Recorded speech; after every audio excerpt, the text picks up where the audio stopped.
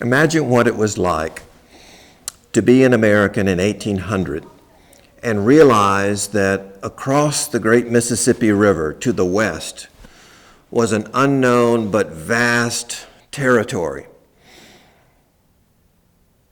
Where was it? What was it? Who was there? How valuable might it be? Lots of Americans were curious about that, and perhaps the most curious was President Thomas Jefferson, who always had displayed an incredible intellectual curiosity about ideas and places, and as president, he was preoccupied with learning more about this west across the Mississippi River, areas claimed by the Spanish and the French and the British and the Russians, but connected to the American continent. And for that reason alone, Jefferson was extremely curious about knowing more about this mysterious region.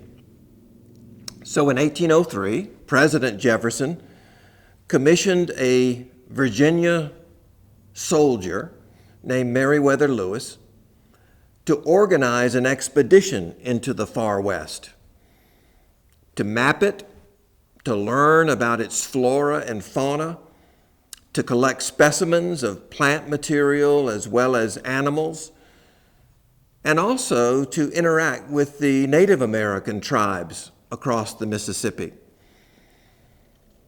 Little did Jefferson know when he asked Meriwether Lewis to organize this expedition that the United States was going to acquire this vast territory just as Meriwether Lewis was heading across the Mississippi River to explore it. Yes, indeed, a few months after Meriwether Lewis and William Clark organized the Corps of Discovery, France sold to the United States what was called the Louisiana Territory. But it was much more than just New Orleans or Louisiana. It included the entire western prairies and the Rocky Mountains. As it was described by the French, this territory includes all of the areas that flowed into the Mississippi River. And it was up to Meriwether Lewis and William Clark to find out what did that mean on the ground. They were to map and to describe and to discuss these incredible areas that they explored. So they set out with 25 other men. Initially, most of those men were soldiers. They were recruited. Hundreds of men volunteered for this expedition, not solely because it was going to be such a grand adventure, but also because they were promised grants of land if they successfully came back with all of the information that President Jefferson wanted. In addition to those 25 soldiers, they also recruited a French-Canadian trapper, a fur trapper, and his wife, a Shoshone woman named Sacagawea.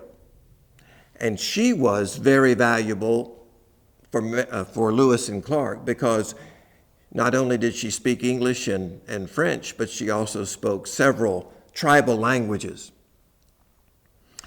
So after organizing their expedition and collecting supplies and building an extraordinary boat as well as smaller boats like canoes, they were called pirogues, they set out from St. Louis and began heading up the Missouri River against the current, which meant that they had to stress and strain with oars and with ropes and with horses at times to pull their boat loaded with supplies up the river against the current.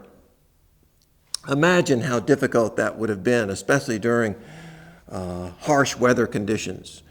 But they did it. Sometimes they would make 2 miles a day, sometimes they would make 20 miles a day, depending upon the wind. And along the way, they began collecting specimens.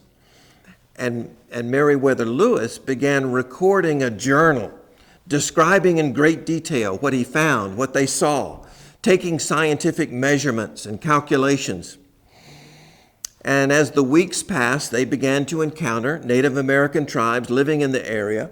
And when they did, Meriwether Lewis would give them what became a standard speech, saying that he was a representative of the great American father in Washington, D.C., President Jefferson, and that the Americans had now taken ownership of this land because they had bought it from the French, and that the people there no longer should view the French or the Spanish or the British or ultimately the Russians in the Northwest as the people who owned that land, but instead the United States was now in control of that land, and they wanted to negotiate an arrangement with these Native Americans.